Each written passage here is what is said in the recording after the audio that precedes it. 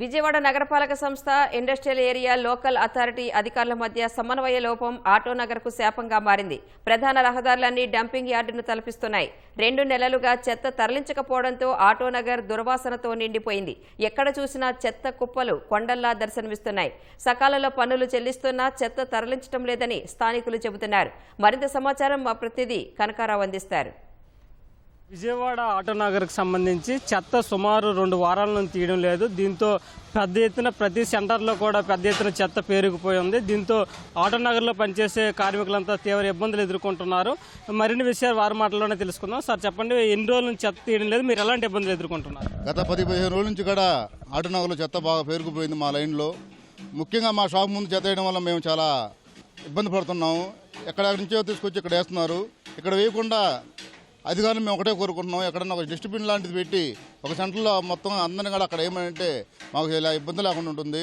ఈ ఫ్లైవుడ్లు సేర్లు ఏబట్టి ఆ ఫ్లైవుడ్ మీద ఎక్కి బైకుదారులు ద్విచక్ర వాహనదారులు కింద పడి దెబ్బలు తగులుతూ ఉన్నాయి. అన్నం తిన్న ప్యాకెట్లు సాంబార్లు ఎన్ని తీసుకొచ్చి కూడా ఇక్కడే ఇస్తలకి ఈ లారీలు కార్లు తొక్కి అవన్నీ మా మొహం మీద పడి పనిచేసుకొని చాలా ఇబ్బంది పడుతున్నాం. ప్రతిరోజు తీసుకొని చెత్త ఎత్తే మార్గం చూపించి ఇక్కడ వేయకుండా చేయాలని మేము కోరుకుంటున్నాం. రోడ్డు మీద ఆటోనగర్కి సంబంధించి డంపింగ్ యార్డ్ ఏమైనా ఉందా సార్, లేదా ఏంటి పరిస్థితి, ఎందుకు అసలు ఎత్తడం లేదు? ఈ ఆటోనగర్కి మున్సిపల్ కార్పొరేషన్ వాళ్ళకి ఒక ఎంఓఈ ఉందండి. వారు 2 ఎకరాల 4 సెంట్లు వాళ్ళకి మన ఆటోనగర్ తరఫున వాళ్ళకి ఇచ్చాం. ఈ డంపింగ్ యార్డ్ గురించి కానీ ట్రీట్మెంట్ ప్లాంట్ గురించి కానీ మనం ఇచ్చాం. వాళ్ళకి మనకు ఎంఓఈ ఏంటంటే మన చెత్తను వాళ్ళు ఎక్కడైతే కార్పొరేషన్ చెత్త ఎక్కడైతే వేస్తున్నారో అక్కడ మనం తీసుకెళ్ళి వేసే ఒప్పందం ఉంది.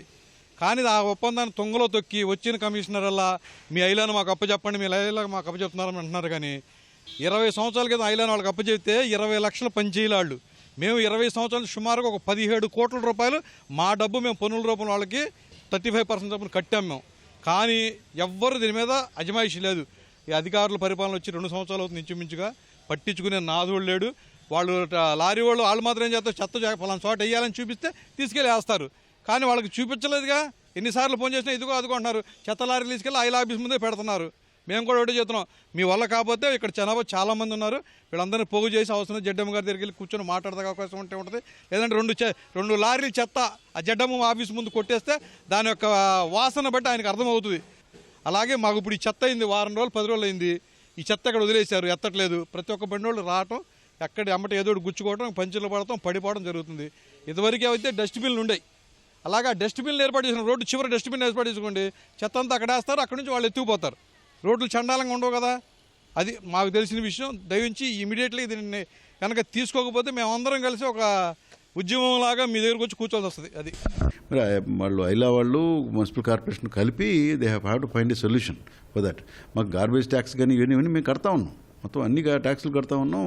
మరి మాకు గార్బేజ్ తీపోతే చాలా ఇబ్బంది కదా. So what are the products but we manufacture, వాటికి చాలా ఇబ్బంది అవుతుంది. కంటామినేషన్ ప్రాబ్లమ్స్ ఉంటాయి. హైజీనిక్ వర్కర్స్ హైజీనిక్ కూడా ఇది కూడా ఆస్పెక్ట్ కూడా అబ్జర్వ్ చేయాలి. ఇక్కడ చెత్త అంతా పెరిగిపోతే లాట్ ఆఫ్ ఇష్యూస్ ఉంటాయండి. ఫుడ్ ప్రాసెసింగ్ ఇండస్ట్రీస్ ఉన్నాయి ఇక్కడ, మా స్ట్రీట్లోనే ఉన్నాయి ఫుడ్ ప్రాసెసింగ్ ఇండస్ట్రీస్. వాటి వలన కూడా ఇంకా బయోలాజికల్ ఇష్యూస్ కూడా వస్తాయి.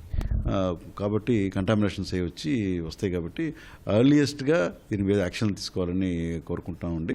ఇక్కడ చెత్త అంతా దాదాపు 2 నెలల నుంచి చెత్త కూడా ఎత్తట్లేదు. ఆటోనగర్లో 35% ట్యాక్సులు కార్పొరేషన్ కడుతున్నాం ఐలా పంచ నుంచి.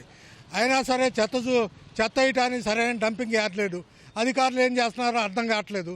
అధికారులు ముందుకు రాకపోతే ఈ చెత్త అంతా ఇక్కడే ఉంటుంది, ఆటోనగర్ అంతా గబ్బు పట్టిపోద్ది, ప్రజలందరూ తిరుగుబాటు చేస్తారు. మీరు చెప్పండి, ప్రధానంగా రోడ్ల పైన చెత్త ఉండడం వల్ల మీకు ఎలాంటి ఇబ్బంది ఎదుర్కొంటున్నారు? సాంబార్ ప్యాకెట్లు ఈ మేకులు గుచ్చుకుని పడిపోవటం, వీళ్ళు మళ్ళీ గబగబా పరిగెత్తుకెళ్ళి మేము లేపాము. 2-3 జరిగింది, దెబ్బలు తగిలి మోసేతికి. ఆ సాంబార్ ప్యాకెట్ పగిలి మా ముఖం మీద పడుతుంది. డస్ట్బిన్ ఏర్పాటు చేసి రోడ్డు చివర చెత్త వేపించి ఏర్పాటు చేయమని కోరుతున్నాం. ఎన్ని రోజుల నుంచి చెత్త తీయడం లేదు, మీరు ఎలాంటి ఇబ్బంది? 10 రోజుల మట్టి బాగా ఇబ్బంది అయిపోయిందండి. వాసన వస్తుంది, సాయంత్రం దోమలండి, ఇబ్బంది అయిపోయింది బాగా. బైక్ మీద వెళ్ళి జారి పడతాం, లేకపోతే దెబ్బలు తగులుతున్నాయండి. అది డస్ట్బిన్ నాకు పెడితే మాకు అది చెప్పి బాగున్నది. సుమారు 1,00,000 మంది కార్మికులు పనిచేస్తున్న విజయవాడ ఆటో నగర్లో ఈ చెత్త సేకరణ సక్రమంగా జరగకపోవడంతో ప్రజలు, కార్మికులు, అదేవిధంగా అనేక వాహనాల యజమానులు కూడా తీవ్ర ఇబ్బందులు ఎదుర్కొంటున్నారు. తమ బళ్ళు మరమ్మతులకు వస్తున్నాయని చెప్పేసి మేకులు ఇవన్నీ గుచ్చుకోవడం వల్ల అనేక ఇబ్బందులు ఎదుర్కొంటున్నాం అంటున్నారు. అలాగే అదేవిధంగా ఉదయం సాయంత్రం సమయాల్లో దుర్వాసనతో పాటు దోమల విస్తరణ ఎక్కువగా ఉంటుందని, దీంతో తాము తీవ్ర ఇబ్బందులు ఎదుర్కొంటున్నామని చెప్పేసి కార్మికులు ఆవేదన వ్యక్తం చేస్తున్నారు. ఇప్పటికైనా అధికారులు స్పందించి ఈ చెత్తనంతటిని కూడా ఇక్కడ నుంచి తరలించేందుకు చర్యలు చేపట్టాలని చెప్పేసి విజ్ఞప్తి చేస్తున్నారు. కెమెరామెన్ భాస్కర్తో కనకారావు, ఈటీవీ న్యూస్, విజయవాడ నుంచి.